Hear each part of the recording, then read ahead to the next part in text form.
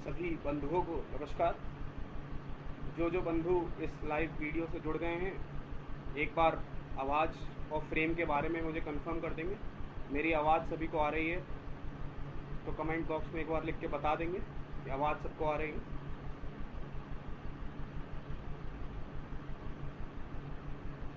सभी बंधुओं को पुनः नमस्कार। इस विचार मंच संबल विभाग के फेसबुक लाइव पेज के माध्यम से इस विचार गोष्ठी में मैं आज आप सभी के समक्ष उपस्थित हुआ हूँ। विद्यार्थी जीवन पर आज मैं इस चर्चा हेतु आप सभी के समक्ष उपस्थित हूँ। अपने विचार रखने से पहले मैं जो भारत और चीन सीमा पर विवाद हुआ उसमें हमारे 20 सैनिक शहीद हुए हैं, बहुत ही दुखद घटना है। उन सभी के प्रति मैं अपनी संवेदनाएं व्यक्त करता हूँ, उनको भावपूर्ण श्रद्धांजलि अर्पित करता हूँ। ईश्वर उनकी आत्मा को शांति प्रदान करे, अपने चरणों में स्थान दे। शत शत नमन। ऐसे वीर सपूतों को भारत माता के लिए जिन्होंने अपना सर्वस्व निछावर कर दिया, ऐसे वीर सपूतों को मेरा शत शत नमन, शत शत प्रणाम। साथ ही हमारा देश ही नहीं अपितु संपूर्ण विश्व जिस संकट के दौर से गुजर रहा है, वैश्विक महामारी कोरोना काल से गुजर रहा है, उसमें अनेकों लोगों ने संपूर्ण विश्व में अपने परिवारजनों को खोया है, अपनों को खोया है। उन सभी के प्रति भी मैं अपनी संवेदनाएं प्रकट करता हूँ। ईश्वर उन सभी परिवारों को अपनों से इस दुख की क्षति में उभरने की शक्ति प्रदान करे, ऐसी मेरी ईश्वर से प्रार्थना है। साथ ही साथ आज राष्ट्रीय स्वयंसेवक संघ के तृतीय सरसंचालक जी परम पूज्य बाला साहब दत्तात्रेय देवव्रत जी की भी पुण्यतिथि है। मैं उनकी चरणों में भी शत शत नमन करता हूँ, शत शत प्रणाम करता हूँ। इन्हीं बातों से शुरुआत करते हुए आज का विषय हमारा विद्यार्थी जीवन।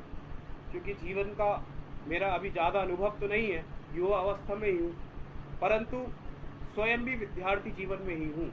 विद्यार्थी जीवन का काफ़ी लंबा अनुभव हो भी चुका है। जीवन में कई विद्यार्थी रहते हुए कई आयामों को भी देखा है। अनेक लोगों के साथ रहने का अवसर भी मिला, राष्ट्र के विभिन्न प्रांतों से आए लोगों के साथ रहने का अवसर मिला। इसलिए मैंने इस विषय को चुना और आप सभी के समक्ष उपस्थित हुआ हूँ। जो भी कहूँगा अपने जीवन के व्यक्तिगत अनुभव से जो भी कुछ सीखा है, जो भी कुछ आज तक समझा है, आप सबके समक्ष प्रकट करूँगा, आप सबके समक्ष अपनी बात रखने का प्रयत्न करूँगा। चलिए प्रारंभ करते हैं। इस कोरोना काल से ही प्रारंभ करते हैं। इस कोरोना काल में काफ़ी परिवर्तन देखने को मिला। इस कोरोना काल ने हम सभी को मजबूर किया परिवर्तन के लिए। हालांकि परिवर्तन समय की मांग है, परंतु जिस गति से परिवर्तन कोरोना काल में हम सब ने अनुभव किया, सभी के जीवन में काफ़ी परिवर्तन आया, चाहे वो प्रत्यक्ष रूप से हो चाहे अप्रत्यक्ष रूप से हो। सभी ने बहुत परिवर्तन कहीं ना कहीं महसूस किया है। मानसिक तौर पर भी एक समय ऐसा आया था जहां हम सभी मानसिक रूप से भी कमज़ोर हुए, परंतु शीर्ष नेतृत्व और कुशल नेतृत्व ने सभी देशवासियों का हौसला बनाया और हम सभी आज मानसिक तौर से भी इस कोरोना काल में डटे रहे हैं और कोरोना से लड़ भी रहे हैं। देखिए, कोरोना सबका अपना अपना नज़रिया हो सकता है। कोरोना किसी के लिए दुर्भाग्य है तो किसी के लिए कोरोना काल सौभाग्य का विषय भी है। इसको हमें अवसर के तौर पर टटोलना चाहिए। हमें कोरोना काल में दुर्भाग्य न लें, हम कोरोना में सौभाग्य की ओर आकर्षित हों और सौभाग्यों को देखें। हम इसमें अवसर देखें। जिस तरीके से कोरोना ने हम सब में कोरोना काल में परिवर्तन आया है, उसमें हमें अवसर खोजने की प्रयत्न करना चाहिए। ज़्यादा से ज़्यादा अवसर खोजें। शिक्षा प्रणाली में भी काफ़ी परिवर्तन देखने को मिला। जहां हम स्कूल कॉलेजों में 6 से 8 घंटे अपने दैनिक तौर पर व्यतीत करते थे, अपना समय 6 से 8 घंटे हम वहाँ गुजारते थे अपने पाठन के लिए, अध्ययन के लिए दैनिक तौर से स्कूल कॉलेज जाते थे। वहीं आज हम अपने परिवारजनों के साथ अपने घर पर ही अपनी शिक्षा को ग्रहण कर रहे हैं। कहीं ना कहीं शिक्षा प्रणाली में विद्यार्थी जीवन में भी काफ़ी परिवर्तन देखने को मिला है। किसी भी मनुष्य का सबसे स्वर्णिम काल यदि कोई है तो उसका विद्यार्थी जीवन है। ये मैंने खुद अनुभव किया है। मैं स्वर्णिम काल इसलिए कह रहा हूँ क्योंकि जितनी चीज़ें हम विद्यार्थी जीवन में अर्जित कर सकते हैं, जितना ज्ञान, जितनी नई चीज़ें, जितनी नई अनुभव हम, हालांकि अनुभव एक ऐसी चीज़ है जो संपूर्ण जितना लंबा जीवन उतने ज़्यादा अनुभव, परंतु नई चीज़ों के अनुभव जितने हम अपने विद्यार्थी जीवन में अनुभव कर सकते हैं उतना हम शायद ही कभी अपने किसी और काल में कर पाएँ। विद्यार्थी जीवन में एक हमें अवसर मिलता है अपने आप को अभिव्यक्त करने का, अपनी प्रतिभा के माध्यम से अपने आप को अभिव्यक्त करने का, अपने परिवार में, अपने समाज के समक्ष अपने आप को अभिव्यक्त करने का। इसलिए विद्यार्थी जीवन स्वर्णिम जीवन है। इसको हमें कैसे जीना ये हमारे अपने ऊपर निर्भर करता है। हम इस विद्यार्थी जीवन को कैसे व्यतीत कर रहे हैं। कुछ लोग इस अभिव्यक्ति को अपनी अभिव्यक्ति की आज़ादी मान लेते हैं, उनका 1 मिनट में आर्टिकल 14 खतरे में आ जाता है, परंतु हम भारतीय संस्कृति के छात्र हैं, राष्ट्रीय संघ के संस्कारों में पले विद्यार्थी हैं। हम उन छात्रों में से नहीं जिनका अभिव्यक्ति के नाम पर आर्टिकल 14 खतरे में आ जाता है, उनकी आज़ादी खतरे में आ जाती है। मैं उन लोगों के बारे में ज़्यादा चर्चा नहीं करना चाहूँगा। आप सभी समाज में रहते हैं, आप सभी उनके बारे में जानते हैं। उनका व्यक्तिगत नाम लेना उनकी ख्याति को बढ़ावा देने के समान है, इसलिए मैं उनका व्यक्तिगत चर्चा नहीं करना चाहूँगा। परंतु हमें कहीं ना कहीं समाज में ये भी दिख रहा होगा, क्या वे लोग छात्र कहलाने लायक हैं जो राष्ट्र में अपद्रव फैलाए, राष्ट्र की संपत्ति को अपना न समझे, राष्ट्र के लोगों को अपना न समझे, बसों में आग लगाए, ट्रेनों में आग लगाए, पत्थरबाजी करे, पुलिस से डंडेबाजी करे, क्या वो छात्र कहलाने लायक हैं? क्या वे असली विद्यार्थी जीवन जी रहे हैं? आज समाज के सामने ये प्रश्न चिन्ह खड़ा करना कहीं न कहीं हमारी और आपकी मौलिक जिम्मेदारी है। उन्हें आज भी छात्र का हम संज्ञा देते रहेंगे, आखिर कब तक? उन लोगों को छात्र का संज्ञा देना मेरे हिसाब से, मेरे अनुसार ठीक नहीं है। वो छात्र हैं ही नहीं, वे विद्यार्थी हैं ही नहीं। जो राष्ट्र को अपना न समझे वे विद्यार्थी नहीं है। वे केवल अधिकारों की मांग करते रहें और अपने कर्तव्यों को भूल जाए तो ऐसा चलेगा नहीं, ऐसा चलना भी नहीं चाहिए। ये समाज के लिए और राष्ट्र के लिए, दोनों के लिए हानिकारक है। इससे दोनों का ही नुकसान होने वाला है। हमें चीज़ों को संतुलन बना के चलना पड़ेगा। इसलिए हमें अगर हम अपने अधिकारों की मांग करते हैं उससे पहले हमें अपने कर्तव्यों को जानना पड़ेगा। संविधान खतरे में तब नहीं आता जब हमारे अधिकार हमें नहीं मिलते। संविधान खतरे में तब आता है जब हम अपने कर्तव्यों को भूल के अधिकारों की मांग करते हैं। असली में संविधान तब खतरे में आता है और हमें ये बात समाज में भी बतानी पड़ेगी और ये बात सही से समझानी होगी कि चापलूसी का खेल ज़्यादा नहीं चलना चाहिए समाज में। ये बुराइयाँ अगर तुरंत खत्म नहीं करी गई तो जहर के रूप में वैशाली हो जाएंगी और समाज को दूषित करेंगी। हमें अपना विद्यार्थी जीवन पूर्ण स्वाभिमान से गुजारना है। हम स्वाभिमान रखें अपने राष्ट्र के प्रति, अपने परिवार के प्रति। हम जो हैं, हमारा जो ज्ञान है, हम उसके प्रति स्वाभिमानी हों। हम उस स्वाभिमान से बिल्कुल भी कुताही न बरतें। हम जो हैं हम वो हैं, हम ठोक के कहें ये बात। हमें हमारे सबके ध्यान में परम पूज्य केशवराव बलीराम हेडगेवार जी का प्रसंग आता है। आद्य सरसंघचालक जी हैं, राष्ट्रीय स्वयंसेवक के संस्थापक भी हैं। वे राष्ट्रपति इतने स्वाभिमानी थे, आप सभी के ध्यान में है वो प्रसंग। में हालांकि दोहरा देता हूँ एक बार। जब क्वीन विक्टोरिया, महारानी विक्टोरिया का इंग्लैंड में राज्याभिषेक हुआ, उन्हें महारानी की ताजपोशी हुई उनकी। भारत में, क्योंकि भारत इंग्लैंड का गुलाम था, ब्रिटेन का गुलाम था, भारत में भी काफ़ी जश्न मना। भारत में भी ढोल नगाड़े बजाए गए, पूरे उनके जैसे भारत की महारानी बन गई हो या कोई भारत का व्यक्ति बनो। सभी स्कूल कॉलेजों में मिठाइयाँ बटी, टटके लड्डू बटे, पेड़े बटे। अब हेडगेवार जी के, परम पूज्य डॉक्टर साहब जी के विद्यालय में भी मिठाइयाँ बटी, परंतु डॉक्टर साहब ने उन मिठाइयों को कूड़े के ढेर में फेंक दिया। ऐसा स्वाभिमान, ऐसा विद्यार्थी जीवन हम सभी को जीना है कि राष्ट्र के प्रति हम स्वाभिमानी बने। अंग्रेजों ने वंदे मातरम पर प्रतिबंध लगा दिया, भारत के अंदर प्रतिबंध लगा दिया परंतु डॉक्टर साहब ने तब भी वंदे मातरम का गुणगान किया। उसके बाद भले ही उनको विद्यालय से निष्कासित कर दिया, परंतु अपना स्वाभिमान नहीं छूटने देना। हमें ऐसा स्वाभिमानी विद्यार्थी बन के रहना है। अपने राष्ट्र के प्रति कोई कुताही नहीं बरतेंगे। हमारा जो राष्ट्र हमें सिखाता है, हम उसके प्रति स्वाभिमानी रहेंगे। एक विषय मैं और आप सबके समक्ष रखना चाहूँगा, क्योंकि विद्यार्थी हूँ। विद्यार्थियों को अपना संकल्प रखें, एक संकल्प, जीवन का संकल्प बनाएं, और संकल्प ऐसा हो जो विकल्प न हो, विकल्प रहित संकल्प। जब तक विकल्प रहित संकल्प नहीं होगा, हम दो नावों में सवार रहेंगे। अपना संकल्प ऐसा हो कि एक ही रास्ता हमें दिख रहा है, हमें केवल मछली की आंख दिख रही है, हमें केवल उस पर ही निशाना लगाना है, हमें दूसरा, हमारे पास विकल्प ही नहीं है। आदमी दो तरफ तब सोचता है जब उसके पास दो विकल्प होते हैं। जब उसके पास विकल्प ही एक है, उसकी मजबूरी है। मजबूरी नहीं, हमें ऐसा विश्वास होना चाहिए अपने ऊपर कि हम ये करेंगे। हम विकल्प ही क्यों ढूंढते हैं? जब हम विकल्प ढूंढते हैं, हम अपने लिए कंफर्ट जोन पैदा करते हैं, और जब कंफर्ट जोन होती है, हमें कहीं ना कहीं हमारा जो गोल है, हमारी जो दिशा है, हमारा जो टारगेट है, हम उससे डाइवर्ट होते हैं, हम उससे कहीं ना कहीं दूर चले जाते हैं। इसलिए अपने जीवन में ऐसा संकल्प रखें, विकल्प रहित संकल्प। इसके लिए हम सभी विद्यार्थी कटिबद्ध रहें, इसके बारे में जरूर विचार करें।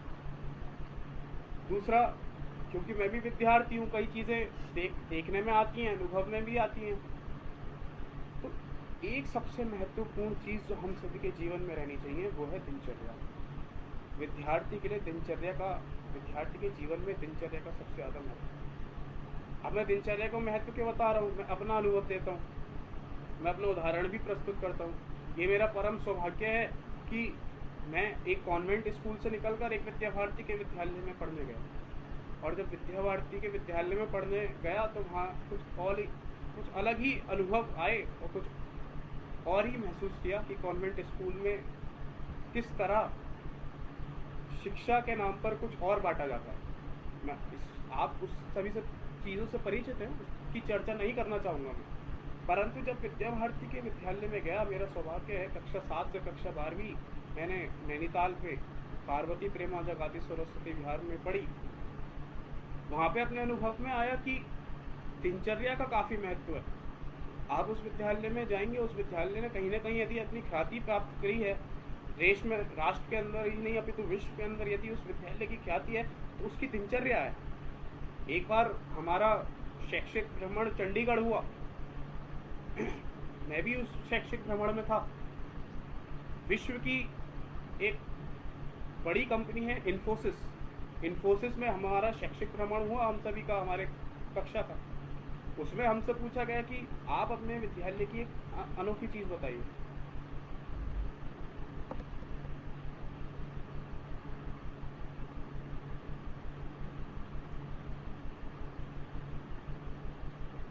शायद वीडियो में कोई दिक्कत आ रही है।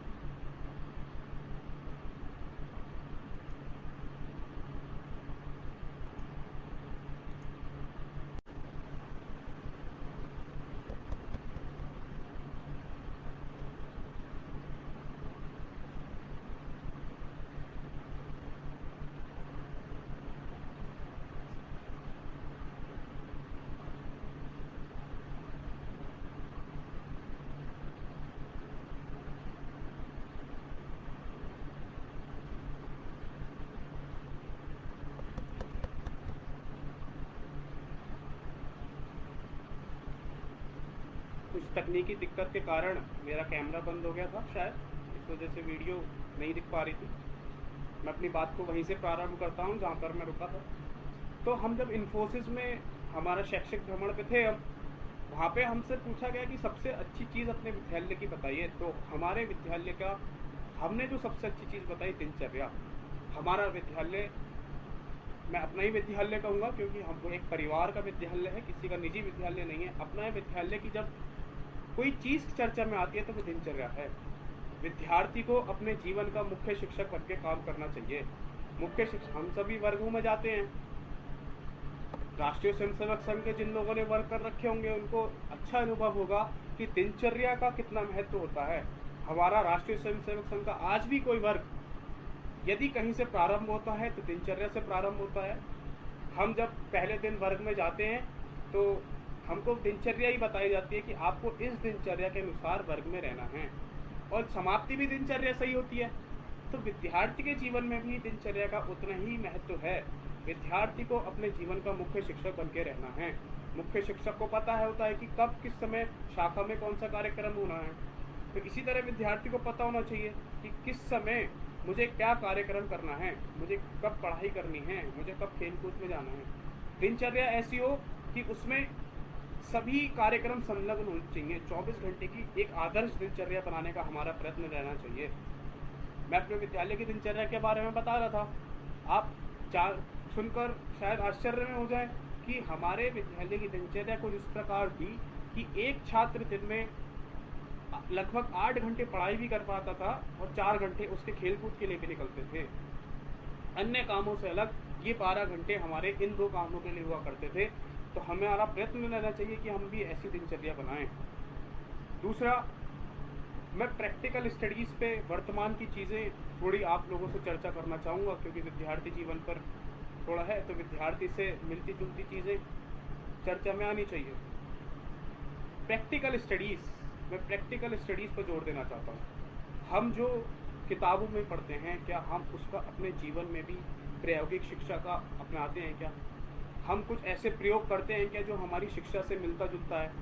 हमारी शिक्षा यदि केवल किताबों में बंद कर रह जाएगी, यदि हमारा ज्ञान केवल किताबों में और कॉपी के पन्नों में सिमट कर रह जाएगा, तो वह हमारा ज्ञान किसी काम में नहीं है। हमारा ज्ञान जो हमने अर्जित किया है स्कूल कॉलेजों में जाकर 6-6, 8-8 घंटे दैनिक रूप से बिताकर, यदि हमारे राष्ट्र और समाज के काम न आए तो वह ज्ञान व्यर्थ है। हमें प्रायोगिक शिक्षा, learning by doing, application of knowledge, इन बातों पर खासा ध्यान देना पड़ेगा। आज लर्निंग बाय डूइंग का हम उदाहरण देखते हैं। एम्स के फाइनल ईयर के छात्र कोरोना के पेशेंट्स के साथ लगे हुए हैं, कोरोना के मरीजों के साथ लगे हुए हैं। हमें इस स्तर का ज्ञान चाहिए। यदि आईआईटी और एक साधारण बीटेक के कॉलेज में कोई फ़र्क देखा जाता है तो फ़र्क केवल इसी चीज़ का है कि आईआईटी में प्रायोगिक शिक्षा पर ज़्यादा ध्यान दिया जाता है। एम्स और नॉर्मल मेडिकल कॉलेज में यही अंतर है, वहाँ प्रायोगिक शिक्षा, practical education, application of knowledge, learning by doing पर ज़्यादा ध्यान दिया जाता है। जितना हम किताबों में पढ़ते हैं उसको हमने करके देखा क्या, उसको हम वास्तविक तौर में प्रायोगिक शिक्षा में कितना करते हैं, ये ध्यान में रहना चाहिए। अगला विषय, हमारे शास्त्रों में भी कहा गया है, हमारी संस्कार भी हैं, विद्यार्थियों के 5 लक्षण बताए गए हैं, उसके बारे में चर्चा करना चाहूँगा। काक चेष्टा पको ध्यानम स्वान निद्रा तथैव च अल्पाहारी गृह त्यागी विद्यार्थी पंच लक्षणम। काक चेष्टा, हम जो भी चीज़ सुनते हैं, हम जो भी चीज़ पढ़ते हैं, उसमें हमारी चेष्टा रहनी चाहिए। ये कैसे हुआ? वो चेष्टा ही थी कि जिसने आइजैक न्यूटन को ग्रेविटी का कॉन्सेप्ट डेवलप करने के लिए मजबूर कर दिया। उनके सिर पे एक सेब गिरा, उनमें इतनी चेष्टा थी कि उन्होंने गुरुत्वाकर्षण का पूरा एक थ्योरी लिख दी, फिर एक उसको इतना अध्ययन करा कि अपना नाम उसमें कर लिया। ऐसी चेष्टा हमारे में भी हो। बको ध्यानम, बगले जैसा ध्यान, दूध को अलग और पानी को अलग कर दें, ऐसा ध्यान होना चाहिए कि योग के माध्यम से ही संभव है। हम दैनिक रूप से प्रतिदिन 5 से 10 मिनट ध्यान करें तो हमारा ऐसा ध्यान हो पाएगा। स्वान निद्रा, निद्रा, विद्यार्थी की निद्रा कितनी हो? मैं अपना अनुभव बताता हूँ। विद्यार्थी की निद्रा मात्र 6 घंटे होनी चाहिए। यदि हम 6 घंटे 24 घंटों में 6 घंटे सोएंगे तो अगले आने वाले 18 घंटे सबसे ज़्यादा सक्रिय रहेंगे। ऐसा मेरा अपना अनुभव है। बाकी लोग 8 घंटे भी कहते हैं तो मैं उनकी बात को गलत नहीं ठहराता हूँ, परंतु मेरा जो अपना अनुभव रहा है, 6 घंटे की नींद एक विद्यार्थी के लिए पर्याप्त है। मैं जब एक परीक्षा में जो परीक्षा मैंने उत्तीर्ण की, मैं उन दिनों का अपना अनुभव बताता हूँ। मैं 6 घंटे नींद लेता था, 6 घंटे सोता था। पर्याप्त नींद होती है 6 घंटे की। आप एक बार करके देखिए, आपको अच्छा लगेगा, आप अच्छा अनुभव करेंगे। चाणक्य नीति में भी कहा गया है कि विद्यार्थी के लिए निद्रा, अति निद्रा हानिकारक होती है। अति निद्रा, अति काम, अति क्रोध, ये सब चीज़ें विद्यार्थी के लिए हानिकारक हैं। निद्रा पे हमें खास तौर पर ध्यान देना चाहिए। मैं अपने मित्र का उदाहरण देता हूँ। आज वो हमारे जल सेना में प्रशिक्षण प्राप्त कर रहे हैं। मेरी जब उनसे, परम मित्र हैं मेरी जब उनसे बात होती है तो वो कहते हैं मित्रा पर काफ़ी ध्यान दें आप। मैं उनका उदाहरण देता हूँ, उन्होंने 12वीं में रहते हुए नौसेना का इंटरव्यू व लिखित परीक्षा दोनों क्लियर करी। वो 12वीं उत्तीर्ण नहीं करी थी उन्होंने, परंतु उनका चयन नौसेना के अधिकारी के तौर पे हो गया था, अधिकारी की प्रशिक्षण के तौर पे हो गया था। आज वो नौसेना अकादमी में अपना प्रशिक्षण प्राप्त कर रहे हैं। उनसे जब मैं बात करता हूँ वो यही कहते हैं आप विद्यार्थी को अपनी निद्रा के लिए काफ़ी खास तौर पर ध्यान देना चाहिए।